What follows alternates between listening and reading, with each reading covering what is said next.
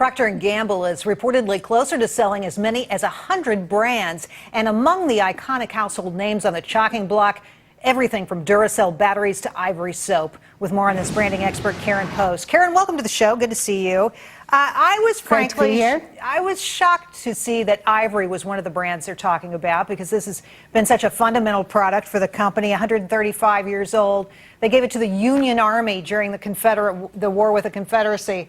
I mean, it has a long history. So many people know this brand. What's going on here?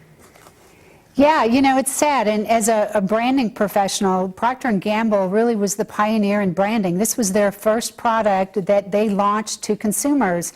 But 135 years later, our values and what we buy has changed, and the math doesn't lie. And leadership needs to look at the brands that are performing and make shelf space for the next new big idea. And unfortunately, Ivory falls into that category. Well, you know, it's interesting. Ivory soap, so it's a soap that floats. Pure, that was their big claim to fame in promoting this brand. And it was made at the Ivorydale plant in Cincinnati, Ohio, where P&G has been based for so many years. It's a fascinating story of how long this brand lasted, how it sort of was on every American shelf, but that's not the case anymore. Ivory soap market share in the 1970s, 20%. Today, it's 3.4. What happened? You know, like I said, consumers, what they're buying is different.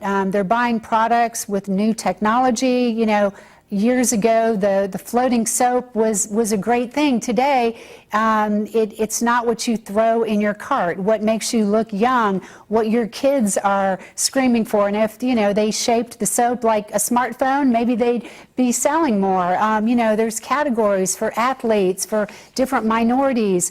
There's a lot more competition, and private label branding is really cutting into name brands also. Let's talk a little bit about some of the brands that are staying and going for Procter & Gamble in the health and grooming arena, for example. Crest stays. Let's talk about what might go.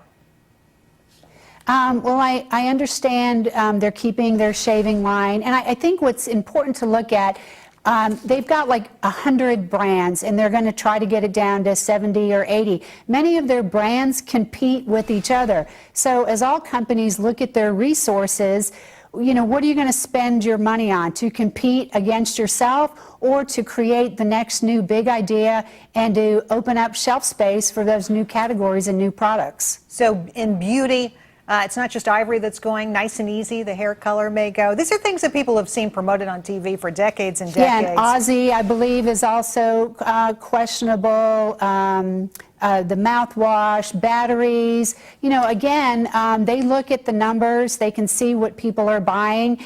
And if there's not the movement that they need to see, they've got to make room for the next big idea. So here's a fuller list of the brands that might be for sale. We mentioned Duracell before, Braun, Ivory, Cheer, Puffs. So, you know, the list goes on, and there could be as many as 90 of these brands.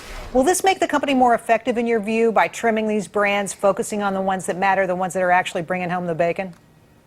I think it will. I mean, if you look at other great turnarounds like the Ford Motor Company, they did the same thing. They had to look at their whole portfolio and eliminate what was not really a shining star. And then really, even if you're a large corporation, a lot of times less is more, and they need to focus on the core brands that are performing. And that's what they're doing. Karen, thanks for coming on the show tonight. Great to see you.